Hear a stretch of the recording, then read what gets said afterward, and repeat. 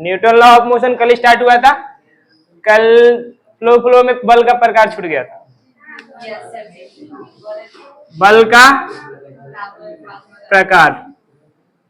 चलो इसी चीज को उसके बाद न्यूटन का प्रथम नियम पढ़ेंगे। बल का प्रकार पढ़ ले, क्योंकि बल के बारे में ही सब चीज पढ़ रहे हैं। किसका किसका क्या लीजिए सुनिए। न्यूटन का प्रथम नियम लिख लिए हैं लोग? चल इस चीज को स्टार्ट करें कि न्यूटन का प्रथम नियम स्टार्ट करें। जड़त्व के नियम को ही क्या बोला जाता है? न्यूटन का प्रथम नियम।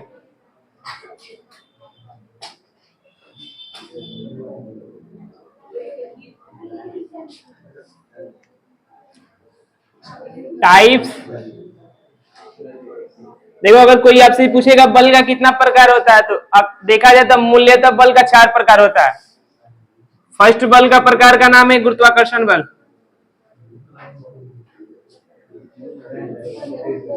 इस चीज का इंग्लिश होता है ग्रेविटेशनल फोर्स, शॉर्ट में जीएफ। फिर विद्युत चुंबकीय बल, विद्युत का होता है इलेक्ट्रिक मैग्नेटिक फोर्स। इस चीज को EMF, इलेक्ट्रोमैग्नेटिक फोर्स। फिर तीसरा नंबर नाभिकीय बल।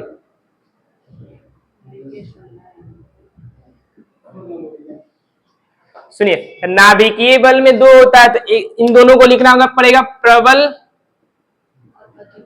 नाभिकीय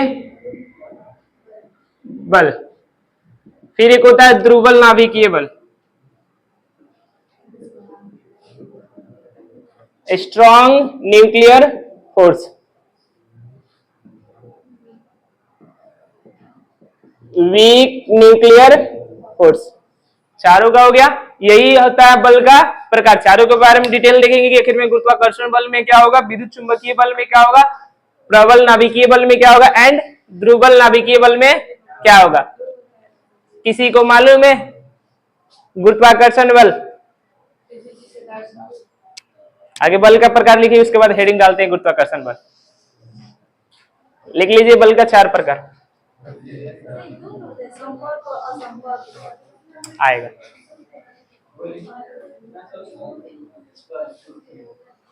लिख दिए, बोर्ड वाला छाप लेना है। गुड मॉर्निंग, आपका दिन मंगल। जिंदगी में दोनों चीज ना हो तो व्यर्थ है जिंदगी। तारीफ तथा बेइज्जती, ये दोनों चीज होते रहना चाहिए समय समय पे। मिटा दे। इन दोनों चीज से डरना नहीं चाहिए। कब बेइज्जती तारीफ में बदल जाती है कोई नहीं जानता। मिटा दे।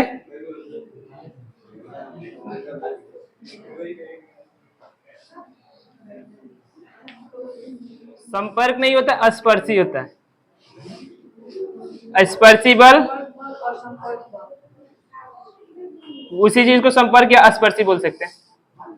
अस्पर्शी बल, इन दोनों का मतलब इनमें इंक्लूड हो गया। सुनिए, संपर्क का मतलब अगर देखिए यहाँ दीवार से हम सटे, यानी कौन सा बल कार्य करेगा?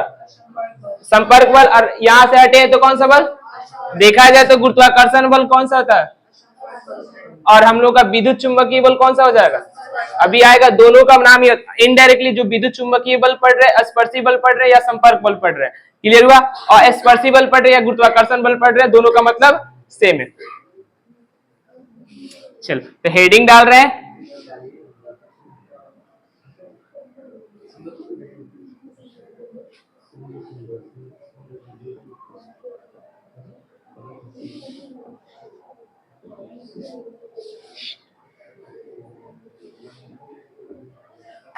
Gravitational force. इसमें देखो 2 चीज महत्वपूर्ण होता है। मान लीजिए यहाँ मेरा द्रव्यमान, दूसरे का द्रव्यमान m2, पता नहीं है कुछ भी लिख सकते हो।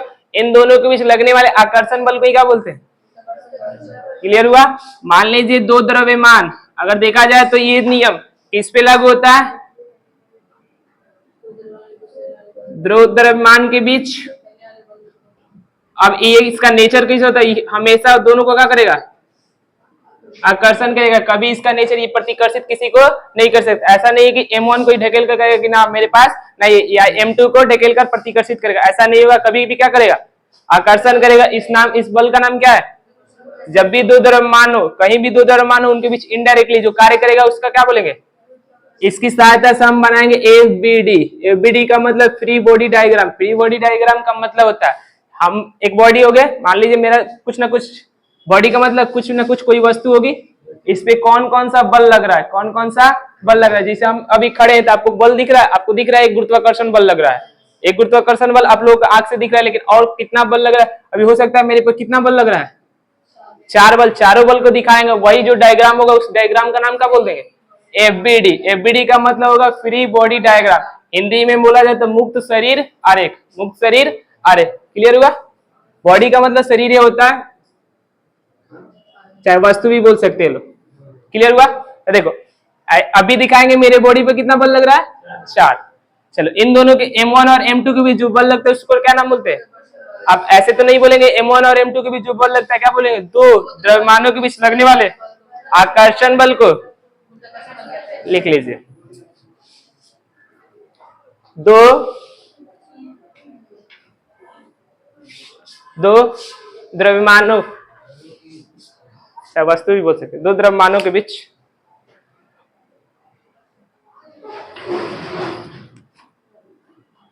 न्यूटन। दो द्रव्यमानों के बीच लगने वाले आकर्षण बल, गुरुत्वाकर्षण बल। अब देखो आपकी मन में जिज्ञासा तो उत्पन्न होती है कि दो द्रव्यमान होगा, जो द्रव्यमान होगा, सुनिए, अब इनके बीच बल का मान बता देते तो अच्छा होता कि कितना लगेगा। अगर मान लीजिए ऐसा हो सकता है कि मान लीजिए मेरे एक हो सकता है मेरा द्रव्यमान कितना 50 केजी और अदर किसी का हो सकता है कि मान लीजिए 60 केजी। कितना बेहतरीन होता कि बता देते इनके बीच कितना लग रहा बल, 20 न्यूटन, 10 न्यूटन, ऐसा फॉर्म में बताते कि दो द्रव्यमान होगा उनके बीच बल लगेगा 20 न्यूटन, 10 न्यूटन। तो 10 न्यूटन 20 न्यूटन लगने के लिए कुछ ना कुछ हमको चाहिए बताने के लिए। तो कहाँ गए, एक वैज्ञानिक का नाम जानने वाले के पास जाएंगे। तो फिजिक्स के अच्छे जानकार कौन थे? इन्होंने इस पे चर्चा की, और यहाँ गुरुत्वाकर्षण बल का परिणाम बताने में योगदान कौन दे दिए? न्यूटन ने। इन्होंने बताया, न्यूटन चचा बोल सकते हो, न्यूटन द्वारा क्या दिया गया?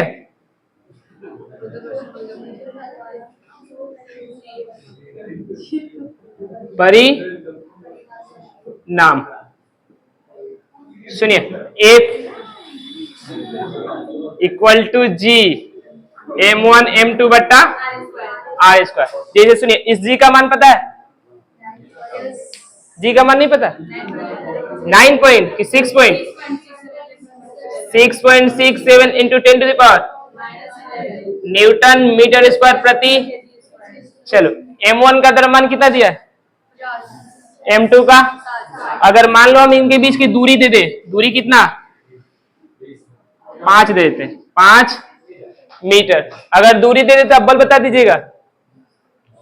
जी का मान पता है 6 पॉइंट, इस चीज को क्या बोल सकते हैं? 20 बट्टा दूरी है 5, दूरी है कितना 5। अब बताइए तो बल कितना लगेगा, गुरुत्वाकर्षण बल उन दोनों के बीच?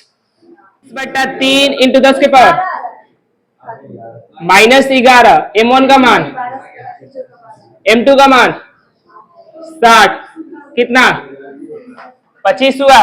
25 से काटेंगे तो कितना 20 दूना 40 इंटू 60 बट्टा 3 इंटू 10 के पावर 11। यहां से काटेंगे तो कितने बार में 20, 4 दूना 800 इंटू 10 के पावर -11 न्यूटन।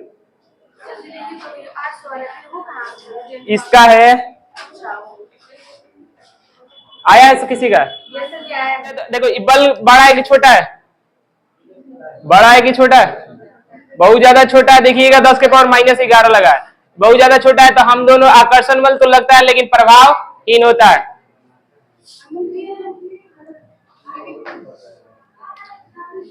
50 और 60 केजी के बीच लगने वाला गुरुत्वाकर्षण बल आपको दिखेगा?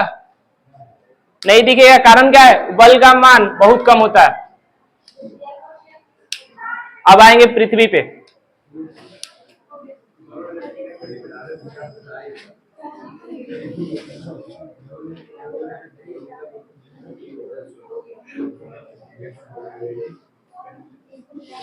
सुनिए, पृथ्वी का गुरुत्वाकर्षण बल। अब बारी किसकी आएगी? पृथ्वी का। जो हम पे अभी बल लगाया जा रहा है नीचे से, वही पृथ्वी है। तो पृथ्वी का गुरुत्वाकर्षण बल भी ऐसा ही डिफाइन होगा, F बराबर G m1 m2 बट्टा एक द्रव्यमान मेरा दूसरा द्रव्यमान, पृथ्वी का एक द्रव्यमान मेरा दूसरा द्रव्यमान। आप लोग जानते हैं मास ऑफ अर्थ कितना होता है, लिखवाए थे 10 के पावर 24 RE 6400 मीटर में बताइए, 3 को 0 मीटर, 64 लाख मीटर। इसका स्क्वायर करेंगे, इसका क्या करेंगे? देखो हमको एम ही पता है, आर ही पता और जी भी पता है। जी पता, एम ही पता और आर ही पता। एक किसी और का क्या होगा? द्रव्यमान होगा, तो हम क्या निकाल सकते हैं? गुरुत्वाकर्षण बल निकाल सकते हैं। लेकिन देखो पृथ्वी का गुरुत्वाकर्षण बल नाम ना देकर उसको नाम क्या दिया जाता है? गुरुत्वीय बल। जब भी अगर गुरुत्वीय बल निकाल रहे हैं यानी पृथ्वी का क्या निकाल रहे हैं?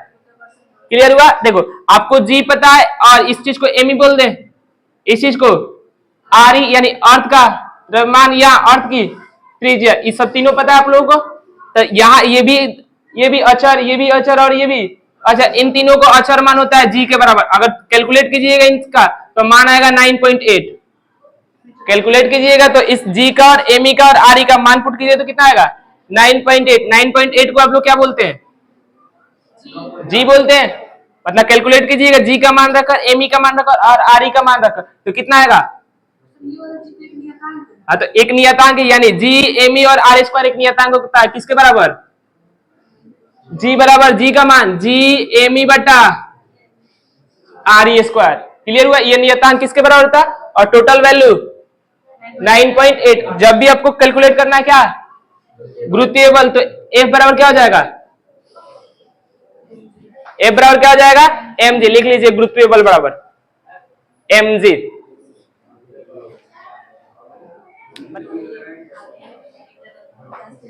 सुनिए, देखो पृथ्वी का जियोड होता है सर। पृथ्वी की आकृति कैसी होती है? तो जियोड आकृति के। अब जियोड कैसे होता है? गोलाकार को जियोड बोला जाता है, एग्जाम में जियोड आता है। सुनिए, मान लेते हैं पृथ्वी हम लोग की, पृथ्वी के ऊपर एक इंसान बैठा है, कितने केजी का? 50 केजी का। इस पे गुरुत्वीय बल बताइए तो कितना होगा? इस जी का मान कितना पुट करेंगे? 10। बताइए कितना होगा? 50 और 10 कितना? 500 न्यूटन। F इक्वल टू मिटा दे। यहाँ कंप्लीट अभी के लिए गुरुत्वाकर्षण बल होता है। ये एक चैप्टर है, आगे चलकर पूरा इसके बारे में डिटेल पढ़ेंगे। मिटाए।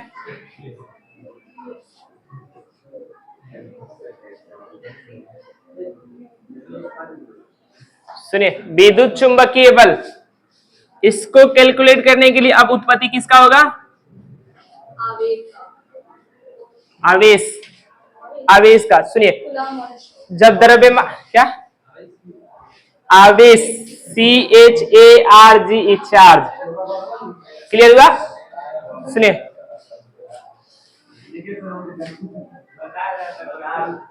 ठीक है, हमको सुनाई नहीं है। यहां देखो, आवेश, इसको इंग्लिश में क्या बोलते हैं? चार्ज। आवेश का सिंबल Q, दूसरा सिंबल Q, Q1 और ये Q2। इन दोनों की प्रकृति होती है, इन दोनों के बीच जो बल लगता है उसी का नाम क्या होता है? जैसे दो द्रव्यमानों के बीच लगने वाले बल का गुरुत्वाकर्षण बल, तो दो आवेशों के बीच लगने वाले बल को विद्युत चुंबकीय बल। अब देखो इसकी प्रकृति क्या होती है? ये आकर्षण भी कर सकता है और प्रतिकर्षण भी कर सकता है। तो क्लास 12 में इस टॉपिक पढ़ना विद्युत चुंबकीय बल। लेकिन जहां जानिए कौन क्या होता है? कोई वस्तु संपर्क या स्पर्श करती है, क्या करती है? स्पर्श करती है, तो उसके बीच ऑटोमेटिक जो कार्य करता है उसका नाम क्या है? विद्युत चुंबक। जैसे मान लीजिए हम ये स्पर्श कर लिए तो कौन सा बल लग रहा है? कारण है कि मेरा आवेश और उसका आवेश अट्रैक्ट कर लिया, दोनों हम क्या है? चिपके हुए। लेकिन हटाएंगे तो बल कमजोर होने के कारण हट जाता है, बल कमजोर होने के कारण हट जाता है। तो जब भी कोई वस्तु संपर्क में होगी तो वहां क्या होगा? विद्युत चुंबकीय बल। और कारण क्या होता है? उसके बीच आवेश होता है और इनके बीच क्या लगता है? आकर्षण तथा प्रतिकर्षण बल लगता है। इसलिए क्या करती है? एक दूसरे में चिपक। जैसे बाल को कभी इसमें बैलून चिपकाए होंगे लोग, चिपकता है मतलब आसानी, बहुत कमजोर बल होता है। कमजोर बल होने के कारण अनुभव थोड़ा सा कम होता है कि है कि नहीं। जैसे गुरुत्वाकर्षण बल पृथ्वी लगाती है तो दिखता है, लेकिन हम लोग लगाते हैं तो नहीं दिखता, कारण क्या है? गुरुत्वाकर्षण बल हम लोगों की बहुत कम होती है, पृथ्वी का बहुत ज्यादा। तो वैसे ही विद्युत चुंबकीय बल है, विद्युत चुंबकीय बल दो आवेशों के बीच लगने वाले बल को ही क्या बोलते हैं? लेकिन ये बल की प्रकृति क्या होगी? आकर्षण भी हो सकता है और प्रतिकर्षण। तो दो आवेशों के बीच लगने वाले आकर्षण तथा प्रतिकर्षण बल को ही क्या बोलते हैं? देखिए, आवेश किसे कहते हैं? ठीक है, इसके बाद बता देते हैं। आवेश, आवेश आगे बता देंगे, इसके बारे में बताए। आवेश सीख लीजिए। सुनो, अगर मान लीजिए ये आवेश है, क्या जनरेट कर सकता है? ई का मतलब, ई का मतलब विद्युत क्षेत्र, बी का मतलब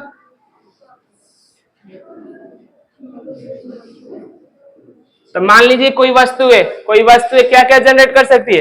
विद्युत क्षेत्र तथा उसी चीज को क्या बोलेंगे? क्लियर? कोई आवेश पूछेगा, आवेश किसे कहते हैं? तो वैसी वस्तु जो विद्युत क्षेत्र तथा चुंबकीय क्षेत्र उत्पन्न कर सकती है। अब उत्पन्न करेगी तो अनुभव भी करेगी। कहीं होगा अगर विद्युत क्षेत्र, कहीं होगा चुंबकीय क्षेत्र, उसके बीच किसको रख दीजिएगा? आवेश को। तो अनुभव भी करेगी कि यहाँ क्या है? विद्युत क्षेत्र, यहाँ क्या है? चुंबकीय क्षेत्र। तो सटीक डिफिनीशन ऐसे हो सकता है, वैसी वस्तु जो क्या उत्पन्न कर सकती है? विद्युत क्षेत्र तथा चुंबक क्षेत्र उत्पन्न कर सकती है तथा अनुभव कर सकती है। आवेश का डिफिनीशन पहले लिख लीजिए। आवेश लिखिए, आवेश वैसी वस्तु जो विद्युत क्षेत्र तथा, लिखो, हो गया? आवेश लिखो हेडिंग डाल के। आवेश का इंग्लिश चार्ज,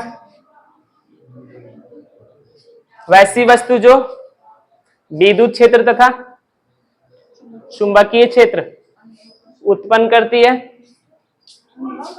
उत्पन्न करती है तथा अनुभव करती है। हो गया?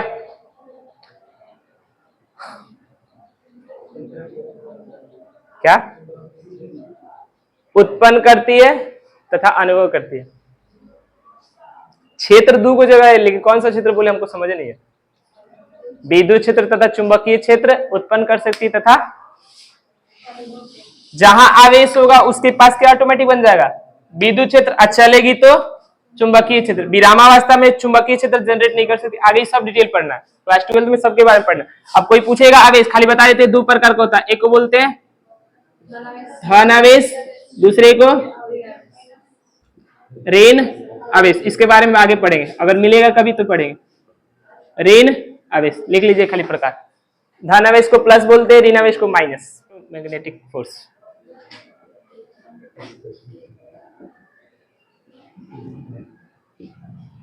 Electromagnetic force. आकर्षण बल, दो द्रव्यमानों के बीच लगने वाले आकर्षण बल को तो टहलते ही याद हो जाता है। चलिए, इसके बाद इसके किस चीज को जानना है? प्रकार। आप लोगों में इसके चार प्रकार दिया है, चार प्रकार नहीं तीन प्रकार दिया। विद्युत चुंबकीय बल, देखो फर्स्ट बल का नाम है अविलंब बल। बोले थे जो डिफिनीशन नहीं बोले, दो आवेशों के बीच, कब से बोल रहे हैं? दो आवेशों के बीच विद्युत चुंबकीय बल का डिफिनीशन लिखो, नहीं तो कहोगे लिखवाया ही नहीं, सुनेंगे। ये बात यहां लिख रहे हम, दो आवेश, दो आवेशों के बीच, आवेशों के बीच लगने वाला आकर्षण तथा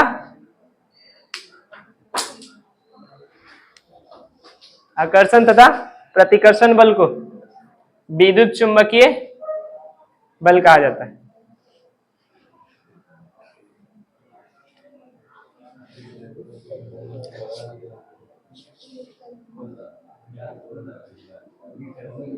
एक कीवर्ड को याद रखना है, सुनिए, कांटेक्ट माने स्पर्श। जब भी कोई दो वस्तु स्पर्श करेगी तो उनके बीच जो बल लगेगा उसका नाम क्या होगा? ऐसे तो आवेश होता है, जनरली इसका कारण आवेश होता है, लेकिन जब स्पर्श करेगी तो उसके बीच कौन बल लगता है? विद्युत चुंबकीय बल। तो ऐसे इसका प्रकार तीन को बांटा गया, अभिलंब बल, दूसरा नंबर तनाव बल, तीसरा नंबर घर्षण बल। अब सुनिए, यहां सब चीज अभी पढ़ रहे हैं किसके लिए, तो संतुलन के लिए। संतुलन का मतलब आप लोग जानते हैं एफ नेट 0, ए का मान 0, ये दो चीज जानते हैं किसके बारे में, संतुलन के बारे में। क्लियर हुआ। अब यहाँ अविलंब, अविलंब जैसे मान लीजिए ये वाला डस्टर है, अभी मेरे हाथ पर टिका है, हाथ पर टिका है, हाथ हटाएंगे तो डस्टर कहाँ जाएगा, नीचे जाएगा। तो कोई ना कोई बल है जो इस गुरुत्वाकर्षण बल का विरोध कर रहा है, कोई ना कोई बल है जो क्या कर रहा है, गुरुत्वाकर्षण बल का विरोध कर रहा है, वो मेरा हाथ है। हाथ क्या कर रहा है, इस डस्टर को ऊपर साइड बल लगा रहा है, ऊपर साइड बल लगा तभी ना रुका है। अगर मान लो ऊपर साइड ना लगाकर इधर साइड लगाता तो इधर साइड भागता, इधर साइड लगाता तो ऑटोमेटिक नीचे गिर जाता है। कहां बल लगा रहा है, तो कभी भी दो वस्तु क्या होती है संपर्क में, जिसे आप लोगों के टेबल पर प्रत्येक बुक रखा है, तो उसके बीच देखिए यहां चित्र में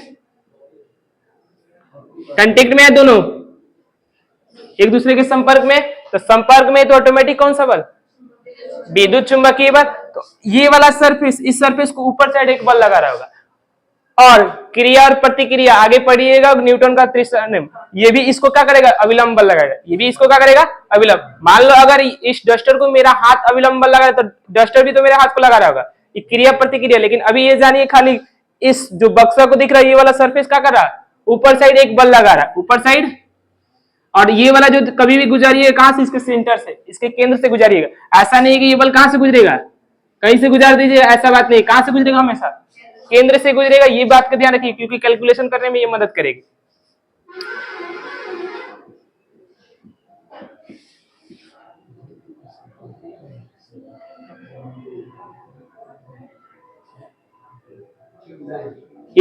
इसका सिंबल क्या होता है, एन।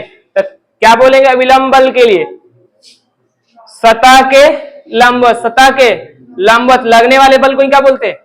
इसका कोई खास फॉर्मूला नहीं होता, लेकिन अविलंब बल ये जान गए कि जब भी कोई वस्तु संपर्क में होगी तो उसके ऊपर, संपर्क में होगी तो उसके ऊपर साइड एक बल ऑटोमेटिक लगेगा। जैसे हम खड़े हैं पृथ्वी पर, तो मेरे ऊपर साइड एक बल लग रही है, जिस बल का नाम क्या है, अविलंब बल। क्लियर हुआ। एक नीचे साइड बल लग रही है, उस बल का नाम क्या है, घर्षण बल की गुरुत्वाकर्षण बल। क्लियर हो। गुरुत्वाकर्षण बल नीचे साइड लग रहा है, अविलंब बल। दो बल की उत्पत्ति होगी मेरे पे, दो बल में एक बल अविलंब बल, दूसरा गुरुत्वाकर्षण बल। मान लीजिए ये वाला यहाँ है, अभी नीचे साइड कहिए या ना कहिए, ऑटोमेटिक कौन सा बल लग रहा है, गुरुत्वाकर्षण। अब मतलब इस पे हम कहेंगे बल लग रहा है, एक बल लग रहा है ऑटोमेटिक, कहां, नीचे साइड। छोड़कर देख ले, नीचे साइड गिर जाएगा। क्लियर।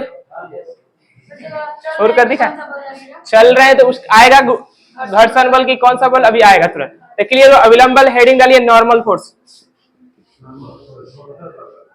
नॉर्मल सतह के लंबवत। देखो डिफिनीशन एक तरीका से हम पहले मान लो बचपन में ऐसे बनाते, प्रकार किसका है, वैसा विद्युत चुंबकीय बल जो क्या लगता है, सतह के लंबवत लगता है, उसी को क्या बोलते हैं, ऐसे ही बना सकते हो, या सतह के लंबवत, ऐसे लिख लीजिए, सतह के लंबवत,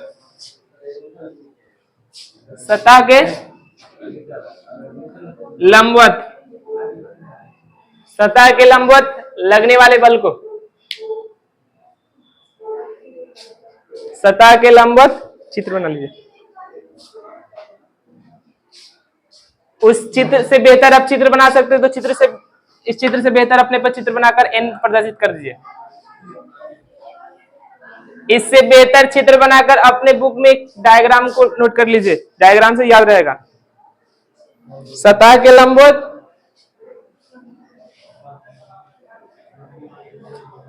हो गया। सतह के लंबवत लगने वाले बल को अविलंब बल कहते हैं।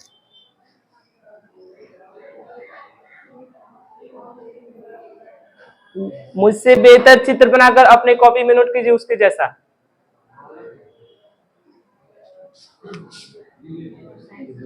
एग्जाम्पल नंबर 1 अविलंब बल के लिए। ठीक है, चलो मिटा दे। दूसरा नंबर बारी किसकी,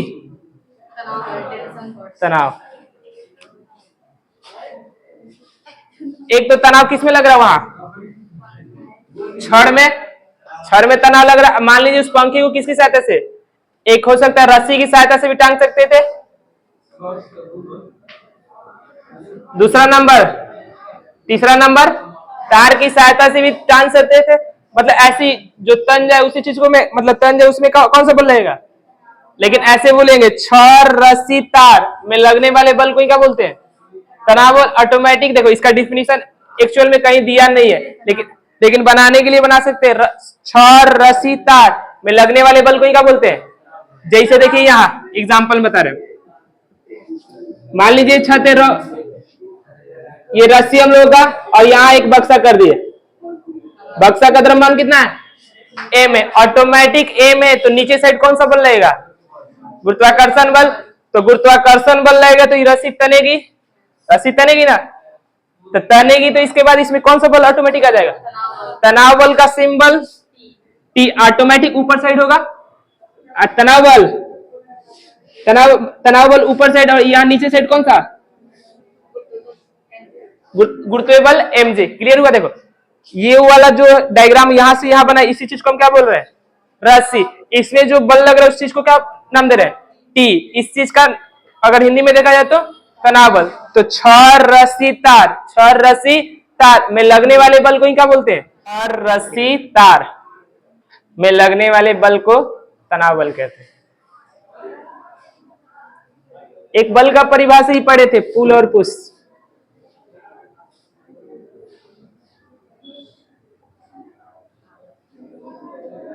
हिंदी में बोले तो धक्का देना, खींचना।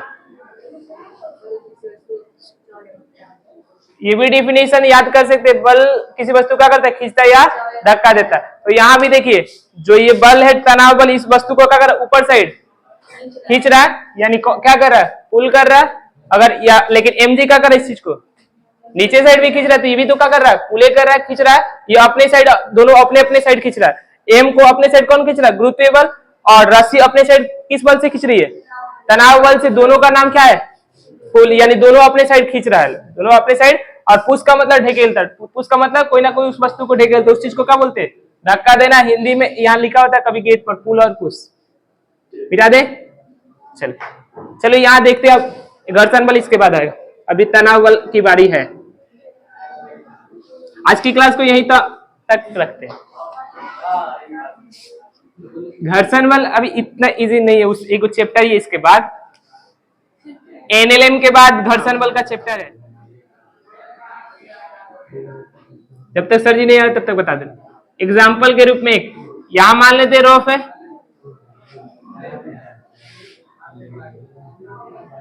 सुनिए, यहां जो ये वाला लाइन है किस चीज को प्रदर्शित कर रहा है? रस्सी को इंग्लिश में स्ट्रिंग बोलते हैं। इसका द्रव्यमान कितना है? m। देखो m कहा जाना चाहेगा? किस बल के कारण? गुरुत्वीय बल के कारण। लेकिन रस्सी क्या करेगी? इसको विरोध करेगी। तो विरोध करेगी तो ऊपर साइड कौन सा बल लगेगा? तनाव बल T। लेकिन मेरा मन किया कि ऊपर कर दे द्रव्यमान को, नीचे कर दे रस्सी, नीचे कर दे यानी जमीन पर रस्सी कर दे, और ऊपर क्या कर दे? क्या अभी रस्सी में तनाव बल लग रहा है? अभी वनली और वनली क्या लग रहा है? तो देखो यहाँ एक चीज, रस्सी किसी भी वस्तु का क्या कर सकती है?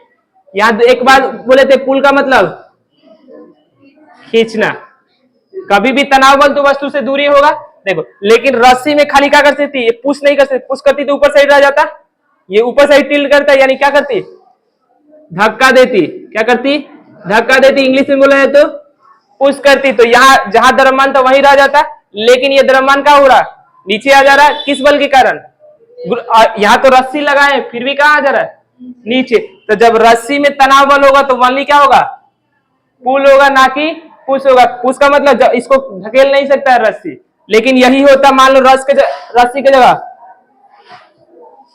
जगह क्या होता? छड़ होता। अगर यहाँ देखो, यहाँ द्रव्यमान मान लेते ये वाला जो है क्या है?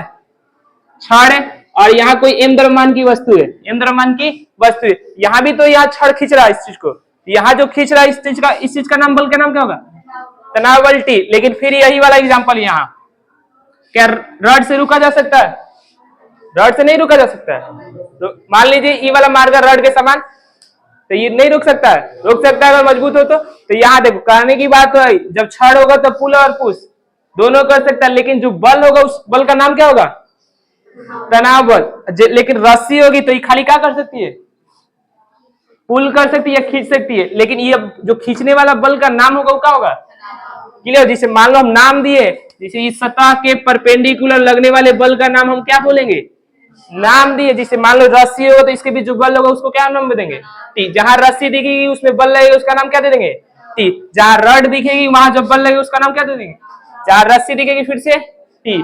समझ में आया? खाली नामकरण हुआ है कि इस बल का नाम टी, रस्सी में, छड़ में और तार में लगने वाले बल का नाम क्या देंगे? टी। लेकिन जब सतह होगा तो और उसके परपेंडिकुलर जो बल लगेगा उसका नाम, क्लियर हुआ? जहां आपको रस्सी दिखे, छड़ दिखे या तार दिखे उसमें जब बल लगेगा तो, क्लियर हुआ? खाली नामकरण, जिससे मतलब इस बल का एफ नाम ना देकर क्या दे रहे हैं? एक और आता है जिसका नाम स्प्रिंग होता है। स्प्रिंग होता है, इसमें भी जो बल लगता है उसका नाम क्या होता है? समझ में? इसमें भी जो बल लगता है तो एक छड़ हो गया, तार हो गया और स्प्रिंग हो गया, इन सब में लगने वाले बल का नाम, क्लियर? इसके बाद कल पढ़ेंगे घर्षण बल, एग्जाम्पल के रूप में समझ गए तो आगे समझ में आएगा। एफबीडी पढ़ेंगे तो समझ। आज के लिए इतना काफी है। सर जी कहेंगे निकल ही नहीं रहता, हम घुसे कैसे, एंट्री कैसे करें?